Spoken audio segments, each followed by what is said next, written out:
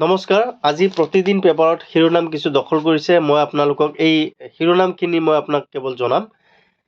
9 ভাদ 1948 হওক 27 আগষ্ট 2026 চনৰ আজিৰ শিৰোনাম।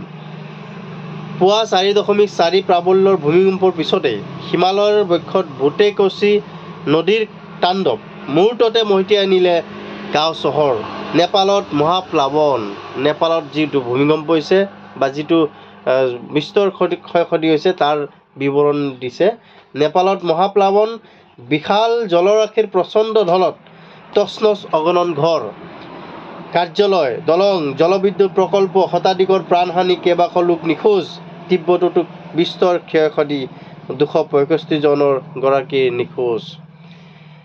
আৰু আছে, কোচি নদীয়ে তাণ্ডৱ চলোৱাৰ আশংকা। নেপালৰ ধ্বংসলীলাৰ পিছতে বিহাৰ, উত্তৰ প্ৰদেশ, ঝাৰখণ্ডত সতৰ্কতা জাৰি। বলেনশ্বাহলৈ মোদীৰ ফোন, নেপালক সকলো সম্ভৱপৰ মানৱীয় সাহায্যৰ আশ্বাস। মোদীয়ে বলেনশ্বাহক কল কৰি আশ্বাস দিলে।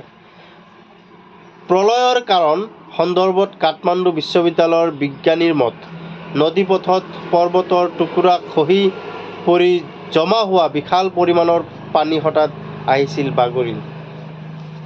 আৰু আছে, কৈলাশ মানস সৰোবৰলৈ যোৱা শতাধিক ভাৰতীয় তীৰ্থযাত্ৰী নিখোজ।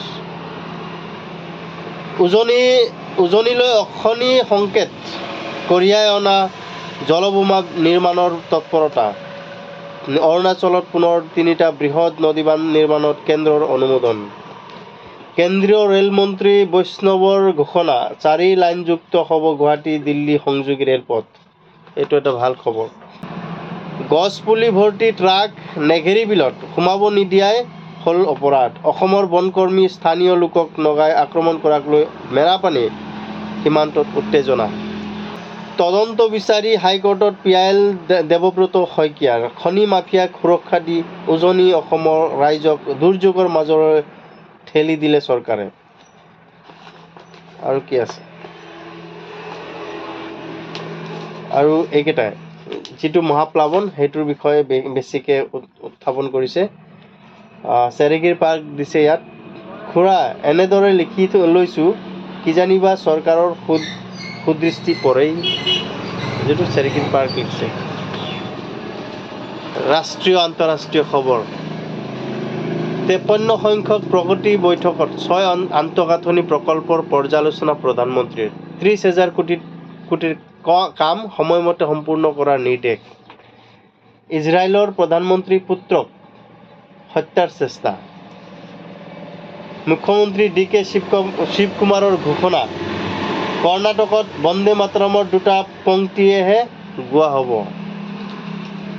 অপাৰেশ্যন সিন্দুৰৰ সময়ত কৰ্ণেল ছফিয়া কুৰেশ্বীৰ বিৰুদ্ধে বিৰূপ মন্তব্য মন্ত্ৰীৰ। মধ্যপ্ৰদেশৰ মন্ত্ৰীক ক্লিনচিট বিজেপি চৰকাৰৰ। প্ৰচিকিউশ্যনৰ অনুমতি নিদিলে মধ্যপ্ৰদেশ মন্ত্ৰীসভাই। ধনী গুচৰীয়াৰ সৈতে মিতিৰালি। ৰাজস্থান হাইকোৰ্টৰ কাৰ্যবাহী মুখ্য ন্যায়াধীশৰ বিৰুদ্ধে অপসাৰণৰ দাবী সুপ্ৰিম কোৰ্টৰ ন্যায়াধীশৰ। CIA-ৰ মুৰব্বী হঠাৎ ৰাছিয়া ভ্ৰমণ। মস্কোত ৰাছিয়াৰ শীৰ্ষ বিষয়াৰে বৈঠক জন ৰেটিক্লিফৰ।